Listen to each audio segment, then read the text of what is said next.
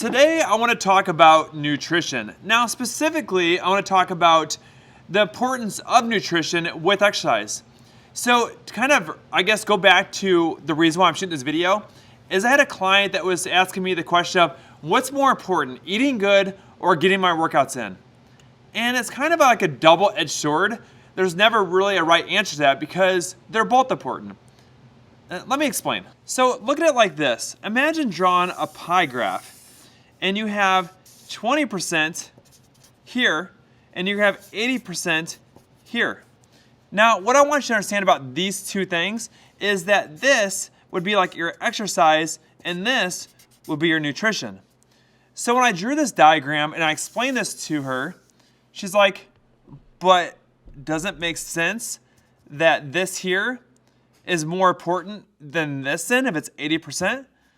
Not so true. And here's why. Imagine going to the gas station and getting gas. That's your nutrition for your car, and it's 80%.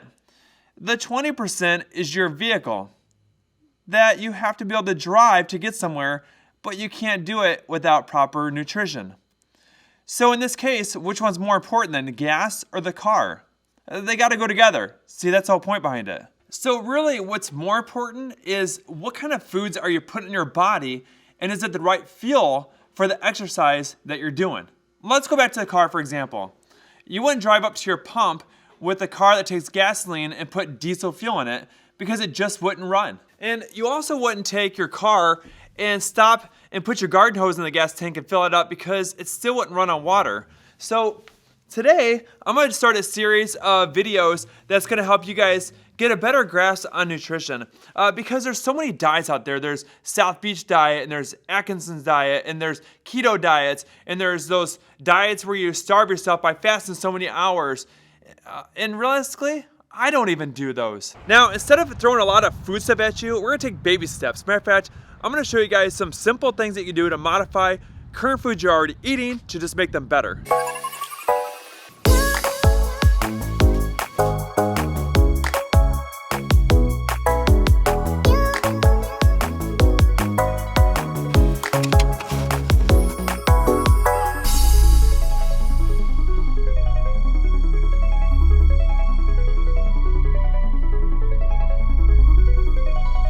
Speaking of baby steps, the number one thing that we're gonna do first is we're gonna talk about breakfast. Now, one of the things that most people have for breakfast are like pancakes or waffles, and that's what we're gonna use today's video. We're gonna talk about take something that's like Zodiac cakes that's actually not too bad for you, but there's something that you gotta be paying attention to, and that's the carbohydrates.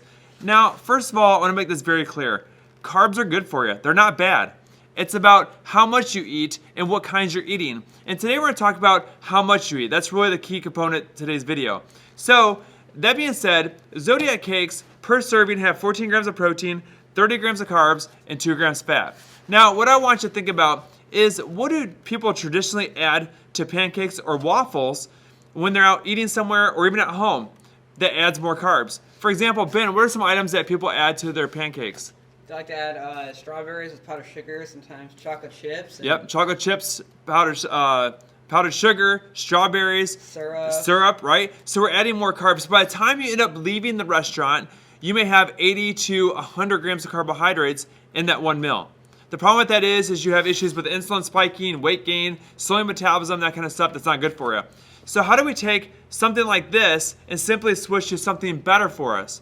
Matter of fact, I'm gonna show you guys in a matter of a click like this here to this and see better numbers. Matter of fact, take a look at the difference here. The recipe I'm about ready to show you is gonna change your numbers to 30 grams protein, 0 grams carbs, and 6 grams fat. Now what's awesome about this is if you're gonna have maple syrup, or maybe you're gonna have strawberries or fresh fruit with it, you're no longer getting high amounts of carbohydrates into your body. You're now gonna get more of a balanced type meal, which will give you results. So this recipe is so simple. Matter of fact, it really only takes like 3 or 4 ingredients to make it.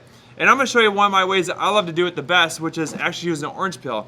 So to make this, you're simply going to take a bowl, you're gonna crack in 1 egg into the bowl, you're gonna take a scoop of protein powder and a little bit of water with some baking powder, stir it up and dump it into a waffle maker, or you can even turn it into a pancake.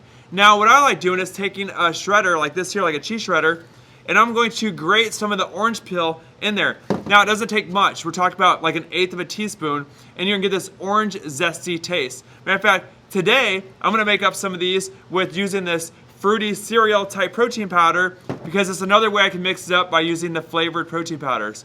Typically I use vanilla, add some flavors to it, or I use like a cinnamon bun type flavor, and I can make like a cinnamon type waffle or pancake. But so simple, and you take your numbers from where they were before to this.